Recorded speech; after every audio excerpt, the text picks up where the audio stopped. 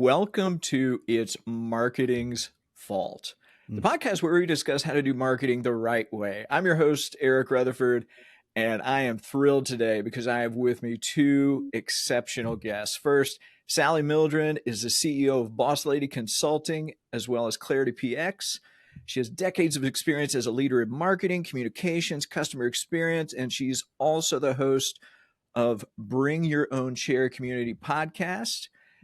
And the exceptional Nate Brown, my dear friend. He is a customer experience executive consultant and speaker. Also, he is co-founder, executive director of CX Accelerator. Sally, Nate, welcome to the show. Thanks for having us, Eric. Yeah, thanks for having us. Excited to be here. Yeah, I'm thrilled. I am thrilled. So for everybody listening, we're going to talk about customer experience. We're going to talk about CX. And you might be asking us questions like, okay, I thought I was going with marketing and now we're talking about CX, but I'm excited because I think I think customer experience has its own marketing problem. And so I think that's what we're going to get into today. Very meta. And part of that comes with the CX Accelerator. Part of it comes with the Bring Your Own Chair podcast. But first, what is a popular belief about customer experience that you disagree with? I'll start with Sally and then to Nate. Well, I think customer experience being boiled down to the idea that it means happy customers is false. That may be an outcome of it, but I think a lot of people summarize the entire profession and strategic intent of customer experience is to make customers happy. Obviously, that's the outcome, but it's so much more than that. It's cultural, it's operational, it is leadership, it is process and systems and intent to serve humans right, and that results in happy customers. So good. I don't need to answer, do I? But I will. I probably shouldn't jump right into this, but it's a great question, so I will. There's a lot of people doing CX for CX sake, and they're missing the whole point of it. I mean, there's this beautiful overlap between CX and marketing, which we'll certainly get into, but CX in just about everything. So when people try to build a little golden cathedral of CX off in some corner of the organization, it shatters the ability for that function to do anything meaningful inside of the org. Right. So it's about breaking down the walls of customer experience. It's about not working so hard to make people care about CX.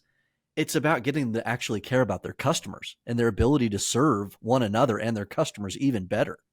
Man, I need you to speak with some other people that I've worked with in the past. Nice. Let's just break down all the silos, right? Let's go beyond even customer experience, customer service. Let's get into product and sales and everybody else and say, it's about the customer. Right. Yeah. I love that. So let me ask, I got to throw out there, CX Accelerator. What is it? So that got started. I was in a major safety science company. I had just been awarded my first customer experience role. And frankly, I was lonely. And it was hard because I felt like I was having to constantly give CX outward. And I wasn't getting filled up. And that wasn't going to happen inside my organization. And that realization of there's a lot of lonely CX pros out there that are kind of in a similar situation. You know, the unique nature of this work is that you're always giving, you're always evangelizing, and it's hard to fill up your own bucket. So this is work that is especially prone to burnout and especially needs community around you. So CX Accelerator got started as a community, as a set of unique resources to really help CX professionals to get started inside of a great and rewarding and fulfilling career. And it's continued to evolve. And now it's really about helping CX professionals on every stage of their career journey. But as it got started, it was really meant to be that boom, that acceleration point at the very beginning of a good CX career. Mm-hmm. So let me just add, let me kind of follow up with that. So it was initially community support, encouragement. Now it's that and Mm-hmm. what does that CX career look like? So like for some people who are listening, they're like, I don't even know what, like that's just sort of a black box, Sure. right? So what does that look like? How do you help with that? There's so many paths into it. I mean, there's a lot of people that have come from contact center and customer service functions, and now they're helping to manage big picture CX, managing the customer journey across a larger enterprise. So, I mean, that's a leap into it. There's a lot of people that have come from customer marketing or customer advocacy marketing. And it's like, wow, all of a sudden I have to do voice of customer. Now I've got these voice of customer insights. Now I have to help the business to do something with them. And I have to measure the impact to the customer. Suddenly a marketer finds themselves as a customer experience professional almost accidentally because of the incredible overlaps that continue to happen. Same thing with product. The gateway drug in product is user experience, UX. All of a sudden you're having to think about, what's the impact of this to the customer and how do we measure that? And all of a sudden the product professional becomes a customer experience professional. So it's not about being a quote unquote CX person. It's about wherever you are, whatever role you're filling, to be an ally and to be somebody that's helping to cultivate that customer centric culture. I appreciate that. I do. That's a good description. Um, Let me just kind of ask as well. So Sally, I know you are in CX, you are in marketing. Mm-hmm. What makes customer experience so hard to market? I'm going to use that almost as and that can be internal, Mm-hmm. that can be external, Hmm. but just as a service, so to speak, what makes it so hard? I think internally, I'll start there. It's hard to market because there isn't broad adoption. It's either looked to be a silver bullet to say, oh my gosh, we're losing patient or losing customers, or where people are unhappy. So it's like, okay, we're going to throw CX at it to fix some kind of revenue bleed. Or, in the case of product marketing, we aren't getting as big of adoption or as many downloads or whatever. So the problem with it being brought in as a band-aid or a quick plug the hole in the marketing funnel is that there isn't broad adoption from the top down in the organization. And truly to be successful, it has to be supported by and led by the executives, supported by a budget with realistic expectations. And how do you know if it's successful? So a lot of times you get off on this path to execute customer experience and improve it, but you haven't taken time to define what does the ideal experience look like with your organization. And so, there's a quote that says, if you don't know where you're going, any path will get you there.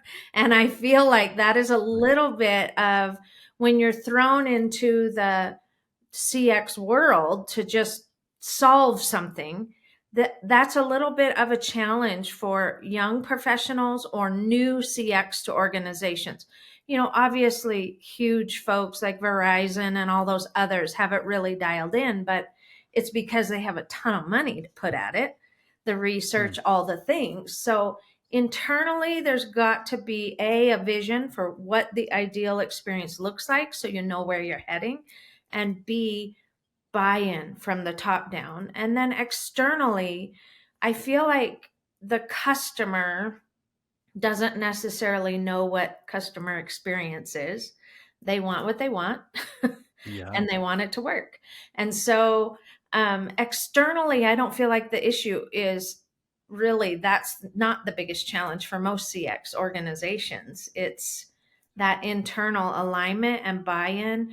I think also there needs to be, and this is certainly a shift in the industry, is where employee experience and customer experience are now starting to really align and be considered in the same strategic approach. Because if you have disengaged, unhappy employees who hate their job or are embarrassed about this particular part of the company, they won't deliver an exceptional customer experience. They're put in a position where they can't. Yesterday I had a young professional call me and say, my job is asking me to lie to the customer.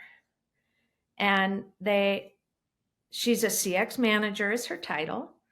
She's in a daily personal dilemma of who she is as a human and her own convictions as a person and the role she's being asked to do. And so to me, I feel like that leadership buy-in is probably the biggest challenge on a lot of organizations. They want the money, but they don't want to buy into what it really takes to create sustainable systems that produce happy employees and happy customers. Wow. Do they just not realize the long-term play this is? Because it sounds like very much when you really want to, just based on what you were sharing, what Nate was sharing, it sounds like it's really about, it's the long game. Yeah. Right? It's about getting in and like years of work to get it. Do they just not understand that, or they're just like, you know what, I'm just trying to hit my quarterly numbers? Or what? I'd love to hear your takes on that. I think it's a little of both.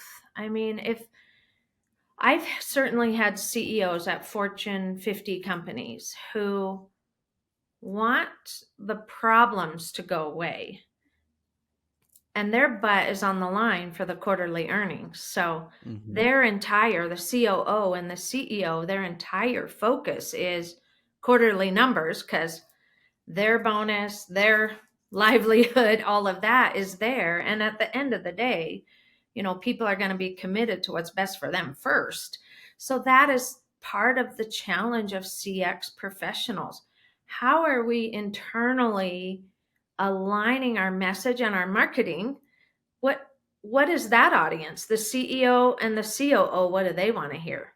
How am I demonstrating that in the call center, we reduced complaints by 40%, which resulted in $400,000 savings or $400,000 in revenue? And so that's part of where I feel like marketing and CX are so aligned, is we get so focused on the external guy and think, well, this customer is this persona and they want to hear it here in this channel, and we adjust our message to them. But I think that same diligence has to happen inside the organization. We know CX, but they don't. CX to them is net promoter score or happy customers or less complaints.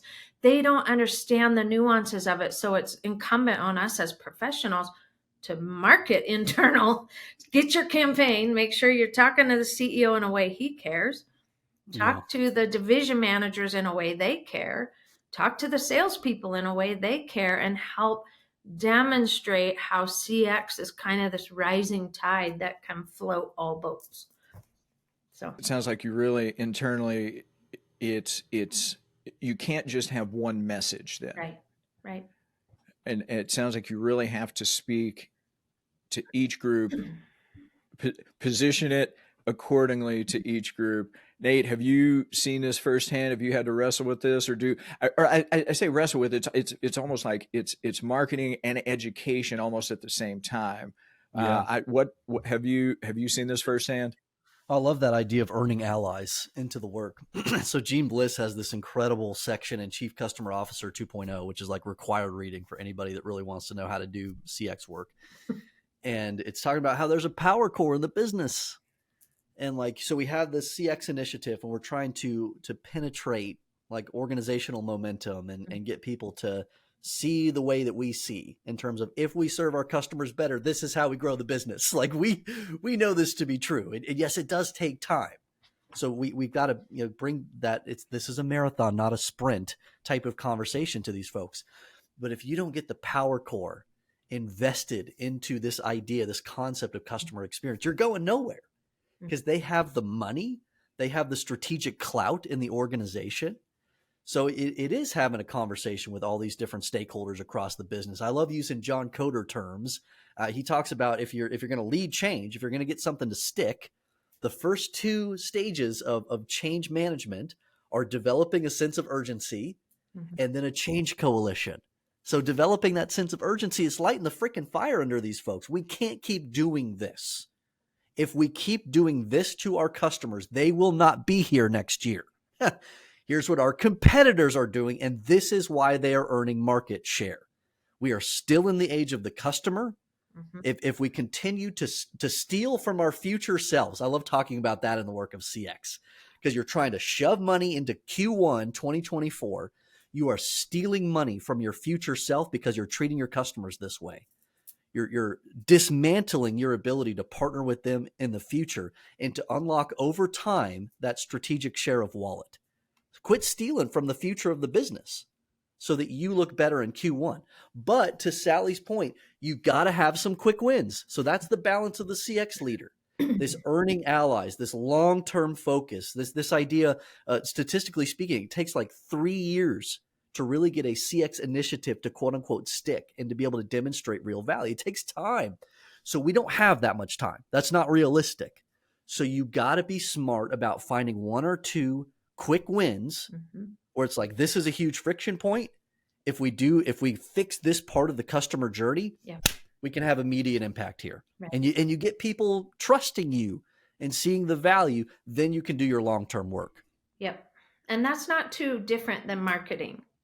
Yeah. You have to have a long-term brand play to continue to earn and build and retain brand loyalty.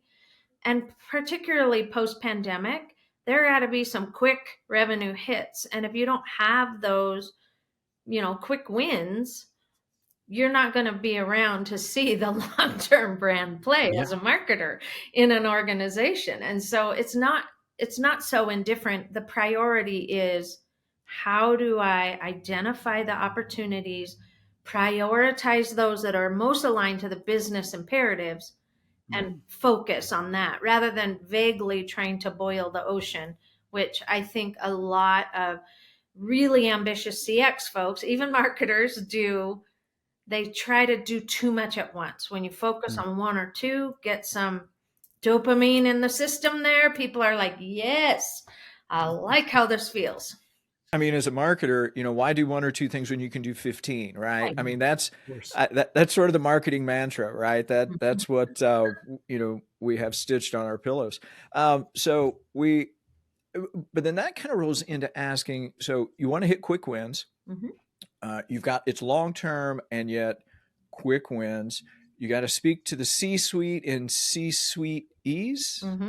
And we'll go with that word. We'll that's going to, I'm waiting for the transcript. That'll have a fun one with that, how to do that one. So then data seems like becomes really important in telling this story and being able to position this.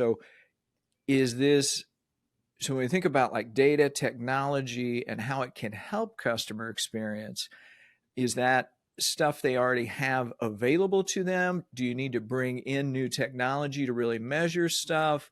How does that work? Nate, you want to go first? So there's a perfect pie in the sky answer, and then there's like the dirty reality. So yeah, I mean, there are wonderful platforms called customer experience management platforms that are incredibly expensive, but unbelievably helpful.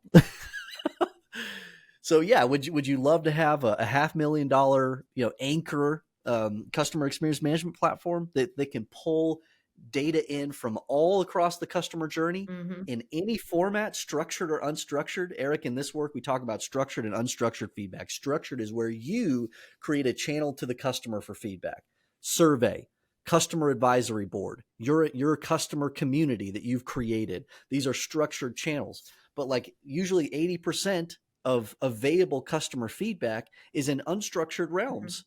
They're in third-party communities, review sites, conversations happening with a contact center rep. Mhm. Like you didn't necessarily invite feedback, but it sure is coming. Mm-hmm.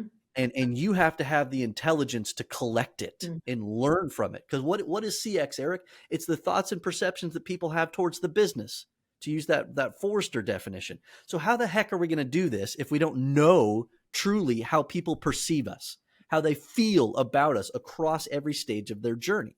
So you got to do voice of customer well, and you got to have some good technology that can reach out and collect it, centralize it, and give you intelligence about it on every stage of the journey. Mm-hmm. Well, and I think that, for those that don't have the $1 million program, there is a lot of data available that's just sitting in Exactly. silos. Yes. I worked in CX a lot in the healthcare setting, and quality would have certain data from surveys for these certain certification measures, and Mm-hmm. the medical staff would have certain surveys from patients, and the admin would have this information.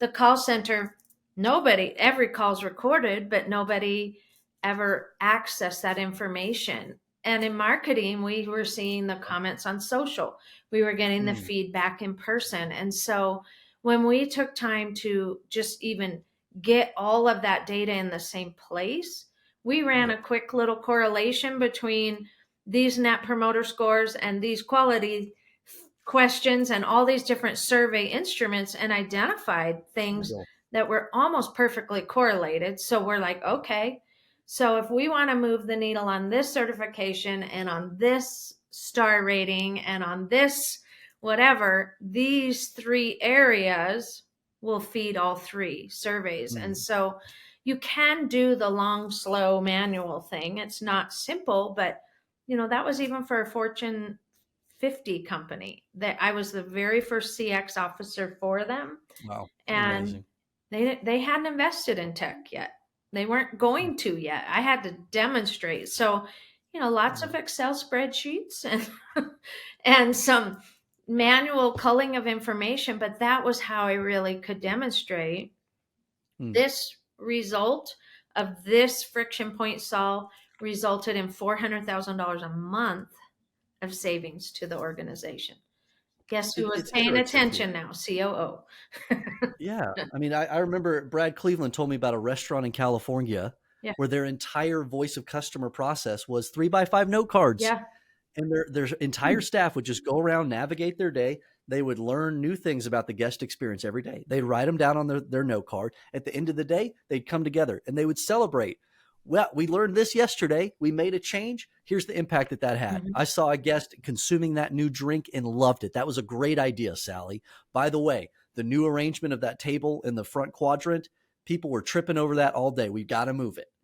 That is a voice of customer program. Yep. No technology required. But Sally, and I think you've seen this too, there's a new option in between the $1 million anchor system and the 3x5 note card. Yeah. There are new players in the space that are lightweight customer experience management platforms that can do phenomenal things that are low cost. So, I mean, that's something we get to celebrate as CX leaders. It's not an either or anymore. Right. So you've got some options You do. and to get some quick wins. So let me kind of ask this, because when you're marketing to the C-suite, you're marketing to the different groups, you need to get buy-in, you need to have that core, that coalition to really get it moving.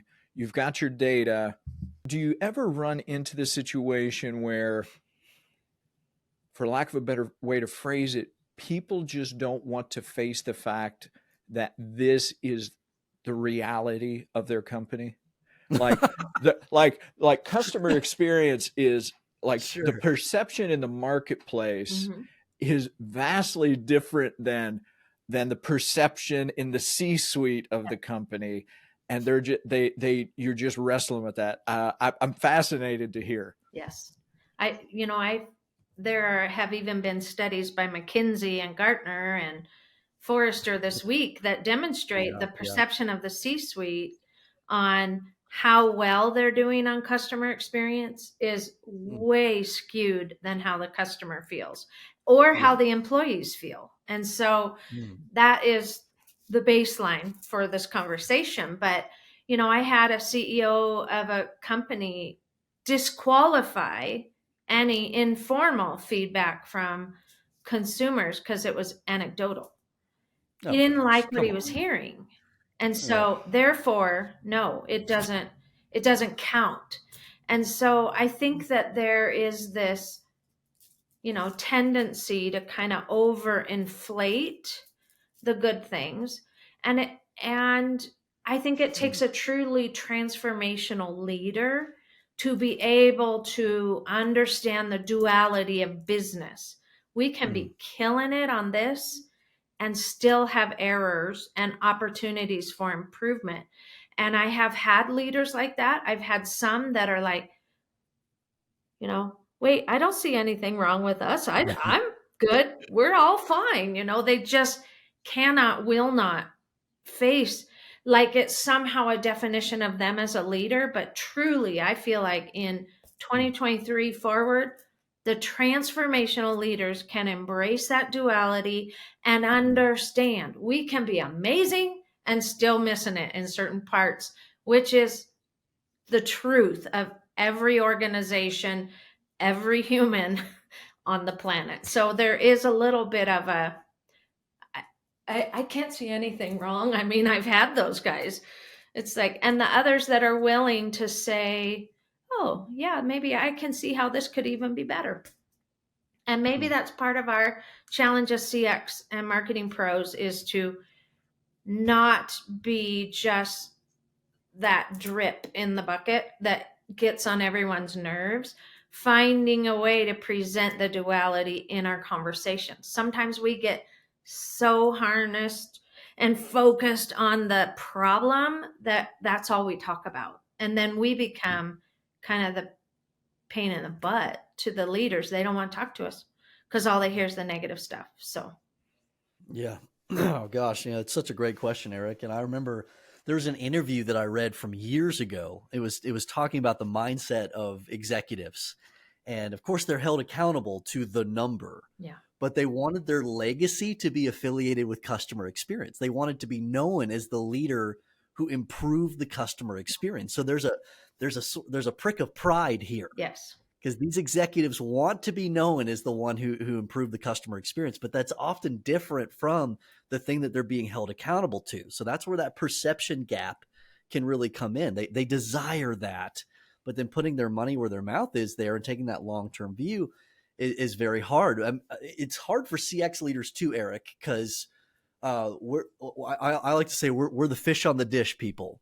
Or I'm working with a Minnesota client right now. It's like the pig on the plate, or they say there's something with a skunk that they say, but especially in Europe, it's the fish on the dish.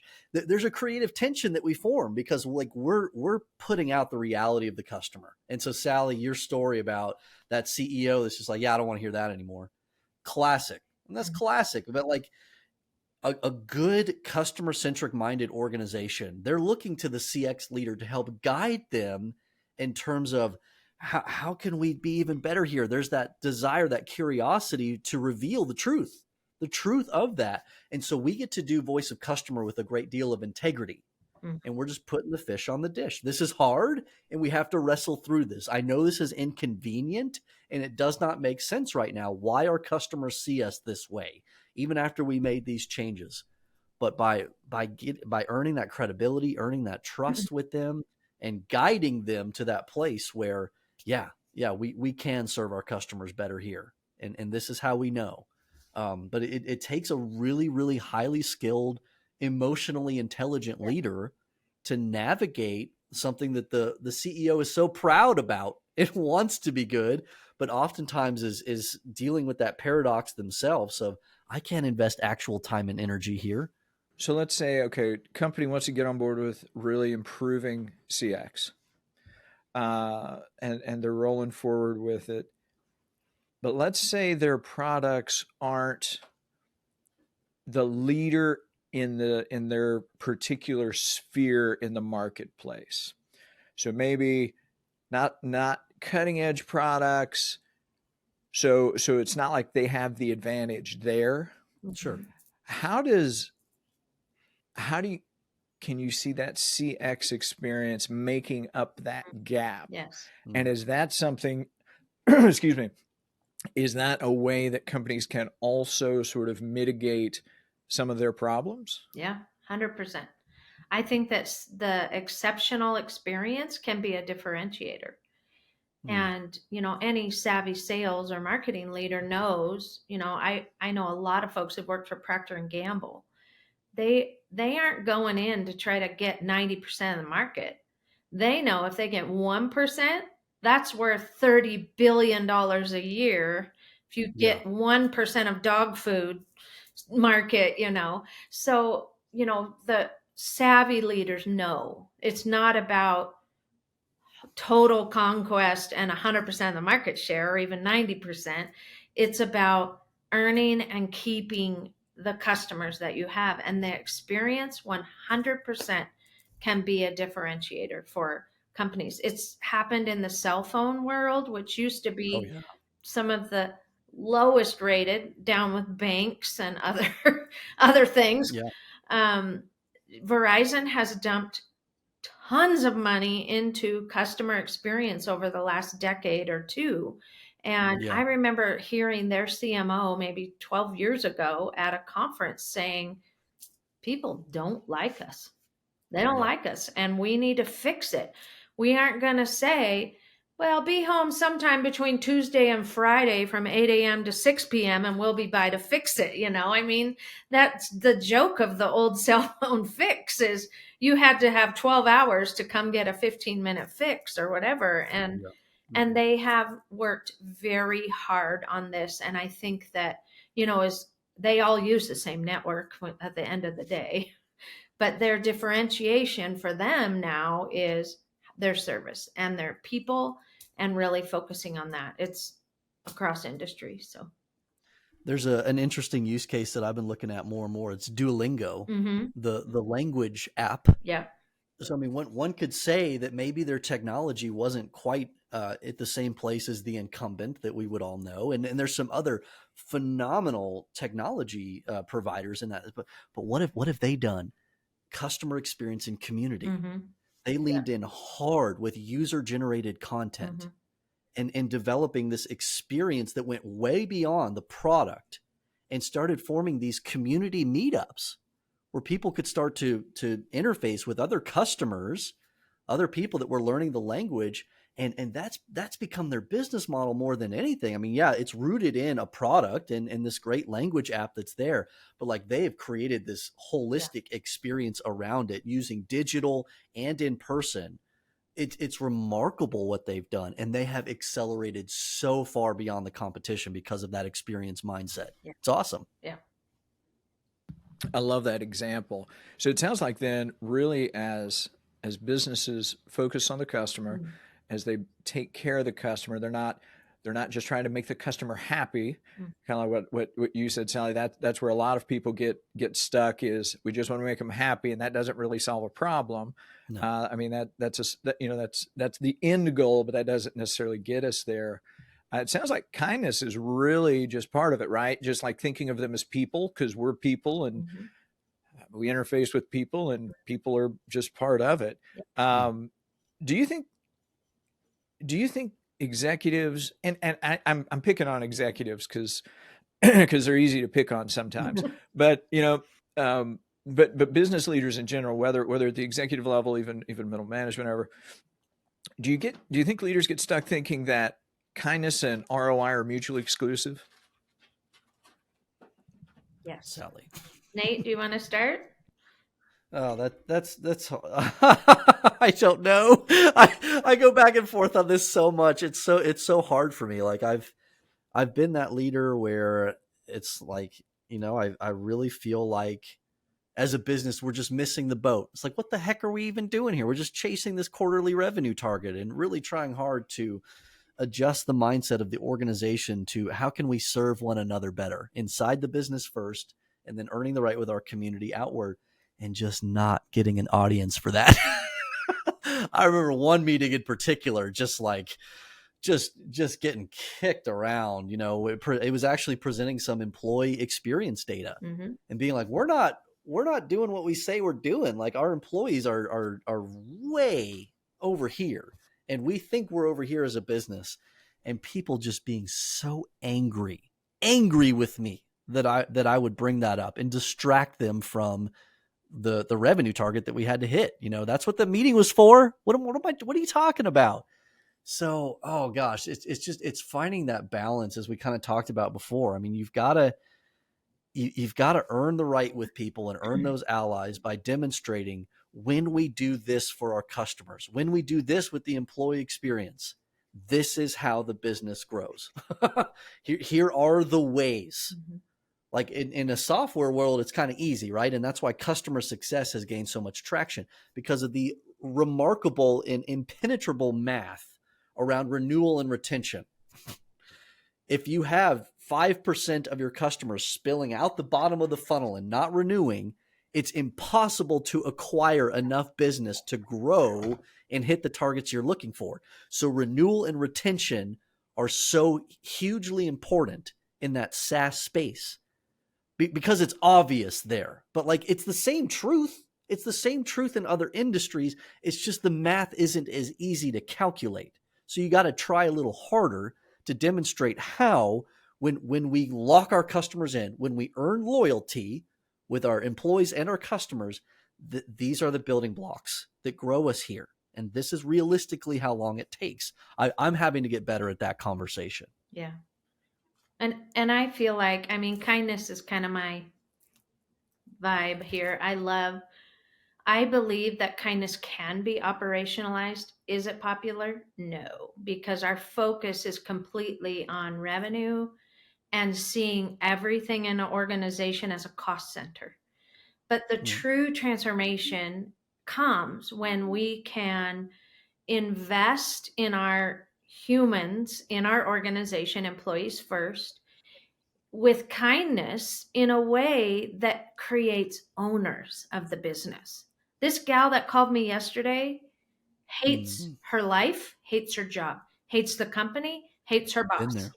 She is Yeah. not an owner. She has not bought into the mission and the purpose of that organization. Yes, they have sounds like some management issues. It's one side of the story. I will give that. I have been an executive in a Fortune 500 company, and it is a whole different ball of wax when you go from director to vice president on a publicly traded company. And so for me, I feel like when you can identify that your humans aren't a cost center, that they are an asset, and that you build them with kindness. It doesn't mean you're a pushover and that there aren't standards and goals to meet, but it means that it's not done in absence of addressing the human complaint that I don't want to lie to the customer. I don't feel good about that. Guess what? This company's had a 30% turnover in 1 year. That is an enormous revenue hit.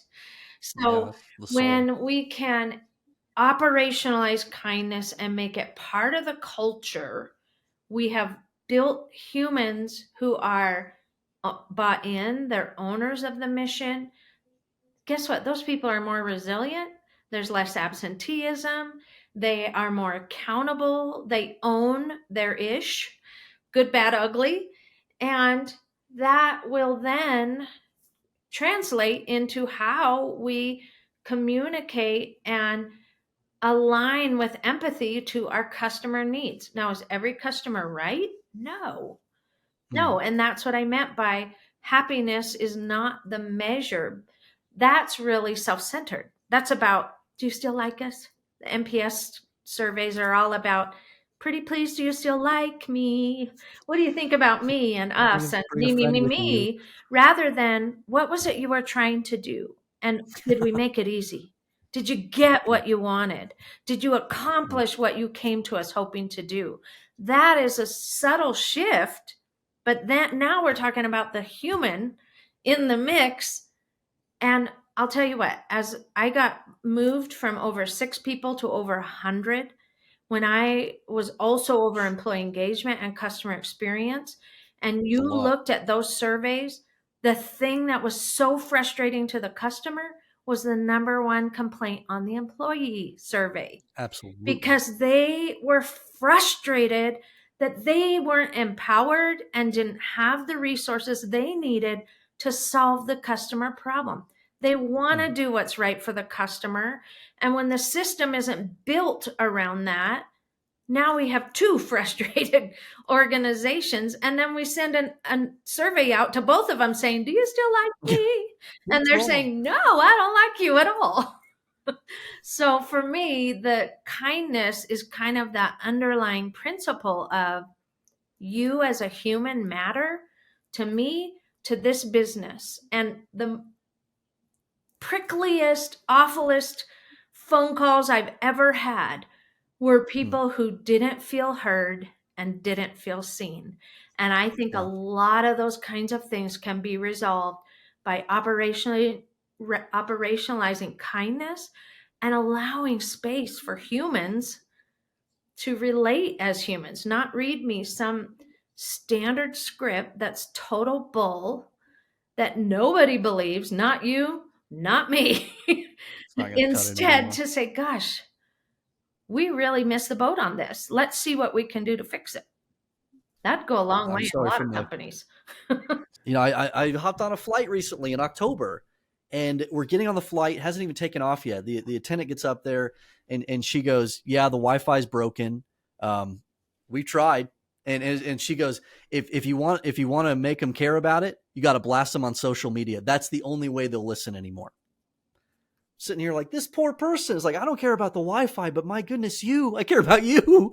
And the fact that you feel so dismantled to make an impact inside of your own organization. And then of course I'm sitting there like, do I want this plane to take off? Like, if this is how they treat their people, Yeah. my life is in their hands. Like, clearly they don't really care.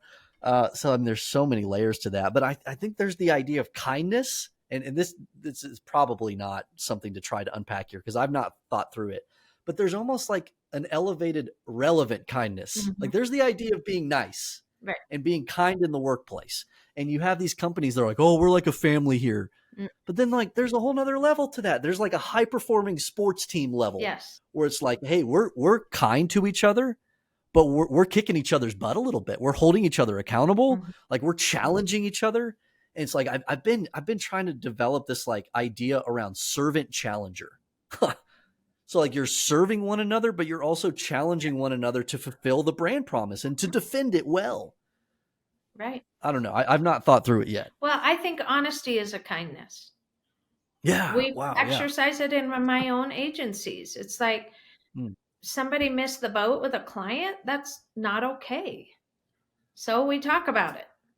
But Yeah. how many organizations are like, you get a surprise when you get your performance review, or you don't get the bonus you were expecting, or whatever. I mean, there's a lot of disengagement and demoralization of humans because we aren't committed enough to say, "Gosh, Nate, kind of missed the boat on that. Let's talk about it." So that leads us, you've got the CX Accelerator, you're equipping and mentoring and encouraging and walking CX professionals through the minefield of CX Mm-hmm. and how to navigate that and be a champion for it and market that in the business place. So that's one thing. But then you have the Bring Your Own Chair podcast, which is another resource, another tool in the tool belt. Tell me about the Bring Your Own Chair podcast and how that is impacting the CX space. So it's new. We started in 23, the second half of 23 about. And really, the podcast is designed to help inspire, empower, and equip CX professionals from any stage of their career to understand best practices or case studies, or maybe really innovative thinking or professional and personal development.